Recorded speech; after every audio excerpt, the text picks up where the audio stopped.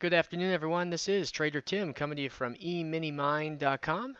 Today is the 18th, no, it's the 19th of August, 2019, Monday, doing a market analysis video to get our week rolling here in the E-mini S&P.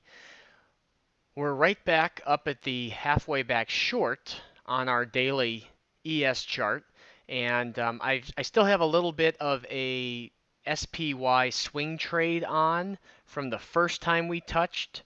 I drew up the opposing, and that's where I took a little bit off down here.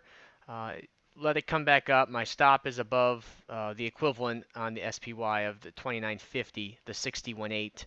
I took a little bit more off when we came down and touched on the second touch, and then I took a little bit more off down here at the end of the day. Um, just seeing the sort of not an official triple bottom, but saw it as a good opportunity to take a portion off in case we did something like this where we kind of go straight up. If we go up and break the 61.8, then we will definitely be a strong possibility to make new highs. But if we just roll over tomorrow and come, down towards this 2880 again, then we should be able to come down and hit the 2770 negative 23% target.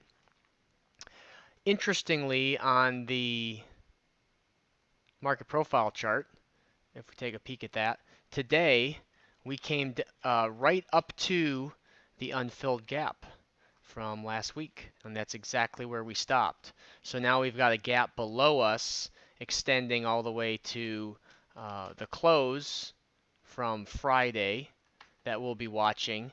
But these unfilled gaps that are still out there are important to note those levels because they do come into play in the following days and weeks.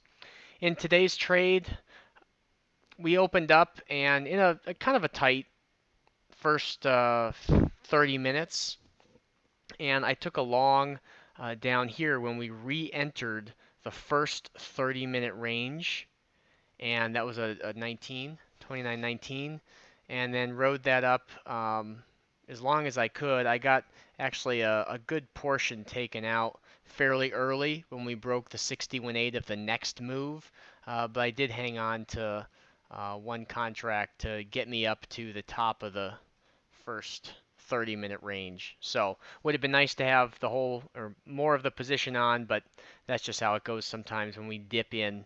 Still a nice little trade. And then on the flip side of that, taking a short as we came down into the first 30-minute range and broke the prior swing low over here. Didn't get a ton of follow through, but rolled down to the first target of 2 points, and then I drew up the next retracement, and then that's where I got out of the rest of the position, and then we kind of turned around and made our way up to that close from last, what is this, the 13th. So you'll notice that I've got this blue line, this blue moving average. I just put that on my chart last week, chatting with a trader who used a similar moving average, and it's been a long time since I've had any sort of indicator like that on my intraday chart, but I thought I'd put it up there for 2 weeks, and if something stands out and I can find it of use, I'll keep it. If not, I'll get rid of it. When the trend of the moving average is kind of up or down in like that 45-degree angle, makes it real easy to continue trading with the trend. But I'm more concerned about looking at these kind of areas where the moving average is moving sideways and see if that can maybe help me stay out of a losing trade here and there, or be able to spot some of these turns like this where it lines up with the top of the first 30-minute range, and we've got sort of a rolling over, at least in the short term, of the moving average. Obviously, it's a lagging indicator, and you don't get this uptick in the moving average until you're already in the trend, in the trade, and it's on its way. But like I said, I'll give it 2 weeks, and if I find it useful, I'll keep it. If not, I'll ditch it. Pretty quiet week in Lake Wobegon here for news. Tuesday, not a whole lot, and then the rest of the week, I think Friday, Jerome Powell speaks, Yeah, and then the rest of the week is pretty quiet, um, news-wise. Jobless claims, gas report, so just kind of the usual things.